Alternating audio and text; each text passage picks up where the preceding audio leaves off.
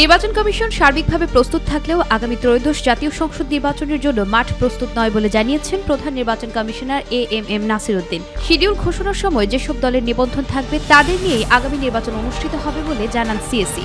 এছাড়াও 2021 সালের সংসদীয় আসনের পুনর্বিন্যাস না করলে নির্বাচন আয়োজন বিঘ্নিত হবে উল্লেখ করে সিএসি বলেন, নির্বাচন ব্যবস্থা সংস্কার কমিশনের সব সুপারিশ ভালো বা গ্রহণযোগ্য নাও হতে পারে।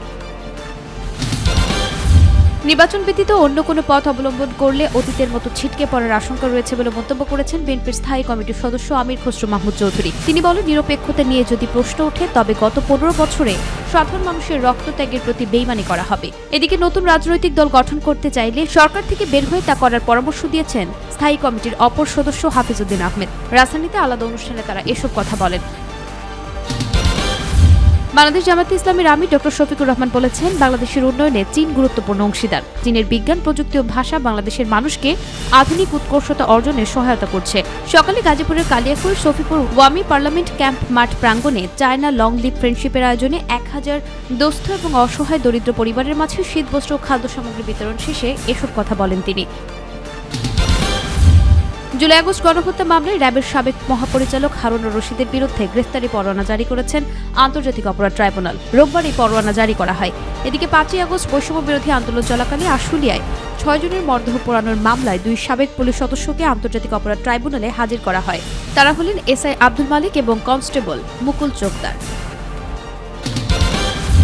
ব্যবসায়ী নাসির উদ্দিন মাহমুদের করা হত্যা চেষ্টা মামলায় চিত্রনায়িকা পরিমণের বিরুদ্ধে অভিযোগ গঠন করে বিচার শুরুর আদেশ দিয়েছেন আদালত। একই সঙ্গে তার বিরুদ্ধে গ্রেপ্তারি পরোয়ানা জারি করা হয়েছে। সকালে ঢাকার চিফ জুডিশিয়াল ম্যাজিস্ট্রেট আদালত তার সময় আবেদন নামঞ্জুর করে এ পরোয়ানা জারি করেন। গত বছরের এপ্রিলে ঢাকার senior judicial magistrate M Saiful ইসলামের আদালতে গ্রেপ্তারি পরোয়ানা জারির আবেদন করেন বাদীপক্ষের আইনজীবী আবুল কালাম মোহাম্মদ সোহেল।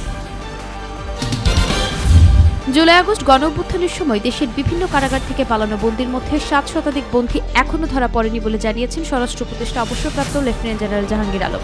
তবে তাদের ধরতে সরকার তৎপর রয়েছে বলেও জানান তিনি। দুপুরে কেরানীগঞ্জ কেন্দ্রীয় কারাগারে জরুরি সেবা উদ্বোধন অনুষ্ঠান শেষে সাংবাদিকদের প্রশ্নের জবাবে একথা বলেন তিনি।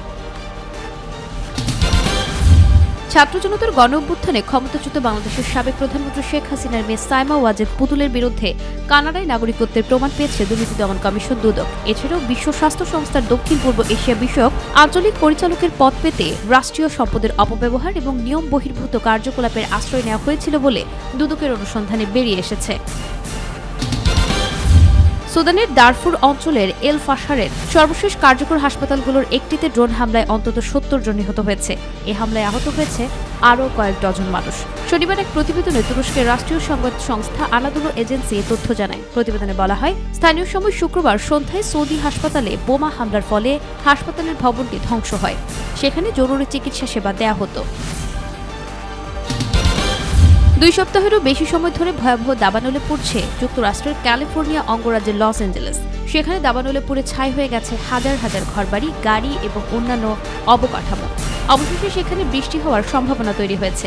দেশের আবহাওয়া বিভাগ জানিয়েছে, স্থানীয় সময় শনিবার থেকে শুরু করে সোমবার পর্যন্ত বৃষ্টি এবং কিছু কিছু জায়গায় তুষারপাত হতে পারে। যদিও আশঙ্কা করা হচ্ছে বৃষ্টির কারণে সৃষ্টি হতে পারে নতুন দুর্যোগ।